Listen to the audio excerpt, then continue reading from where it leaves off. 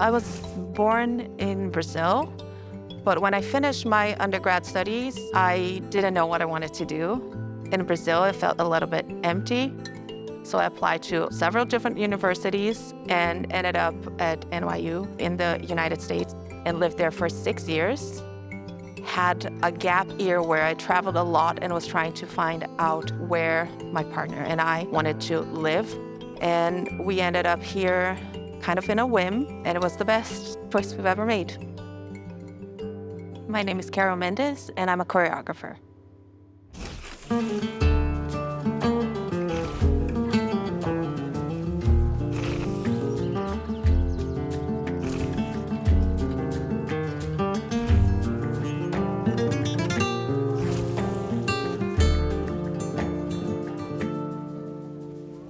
Brazil is a humongous country with a history of diversity, and from early age, I came to realization that my capoeira classes had an impact in me.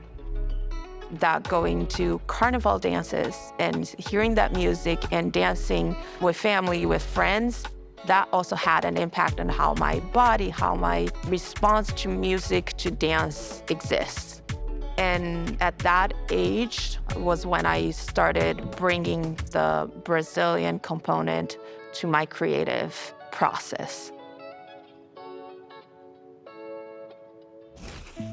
When I decided to leave New York, I spent 1 year trying to decide where I would go and really questioning myself, why do I not want to go back to Brazil? While I have all my family in there, all childhood friends, and love being there. And that was just a hard truth to face. When I arrived here, within 2 months, 3 months, it felt like the right place. I was finally able to marry my origin, where I came from, with the way I create dance. Living in Canada, for me, was finding the perfect balance of all the things that I wanted to do artistically, but also some things out of my personality and everything that built me as an artist and as a person. There are layers of comfort in being in this English-speaking world that I am, but also there's a loss of everything that I left in Brazil, and that culture and that language that I gave up in a sense. I never gave up, but there is that connect and disconnect over and over.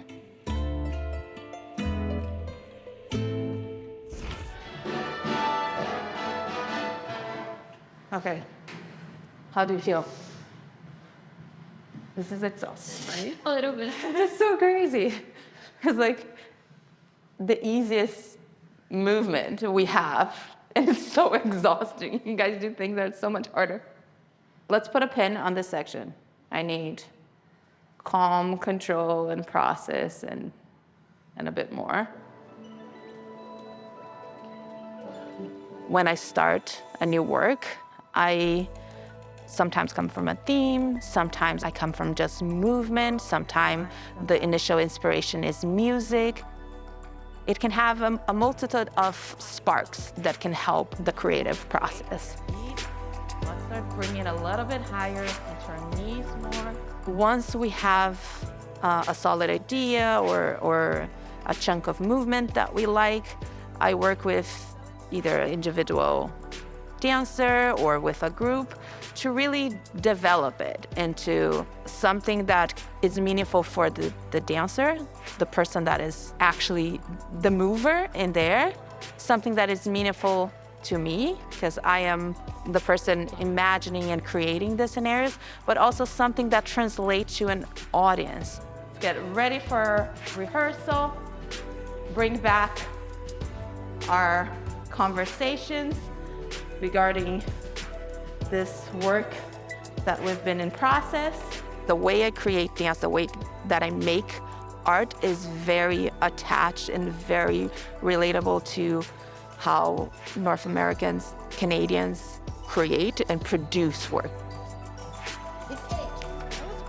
So in Canada, I was finally able to marry the heart with the brains. So Making dance for me was the brain, was the creation, the thought process.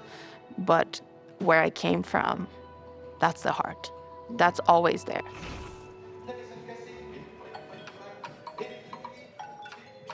There's this expression that sometimes people use that says running amok. That means that you are running out of control, almost aggressively out of control. And I just like the short and intensity of the sound of the word amok itself. And it made me question, what would dance amok mean? It's 1, 2, 3, 4, 5. Amok Project is about embracing chaos and then making it into organized chaos. Okay, no, let's refer something in the dance. When I started the Amok Project, it started quite small with 2 dance artists that were on the verge of starting their professional development. But we started making work and putting out there in social media. And then suddenly I had a group of 10 people with some 16, 17 years old, with a 26-year-old, and with myself in it as well, all this big melting pot. And out of that big melting pot of different ages and different backgrounds, I finally had this one person approach me that was also a Brazilian artist. And that was my first time choreographing a Brazilian body in 10 years. And that was a big shift in my choreographer mind as well, because suddenly things clicked and I was just like, oh my, this is my culture as well. I can bring it back. The great thing about dance is that we don't actually have to speak. So dance is a connection without words. Your body will carry your culture, your heritage with it. I am still Brazilian no matter how long I've been away from Brazil.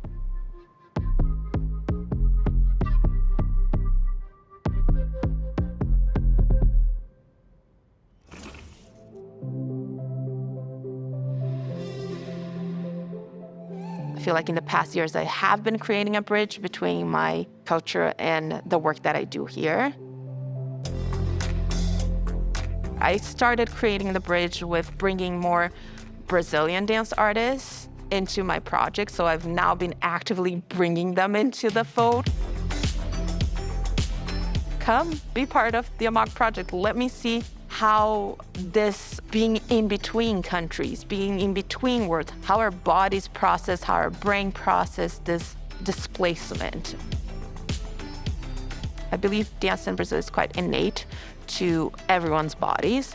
Whether you like to dance or not, you feel a beat, you feel a drum, and you will start getting like that like the drum beats are the heart connection.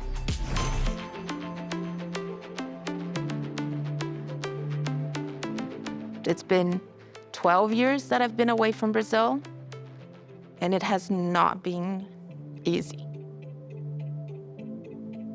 I want to go back, I want to keep that connection, but you kind of have to create a wall in order to survive this shift. This is not an easy life, but it's worth it, for sure.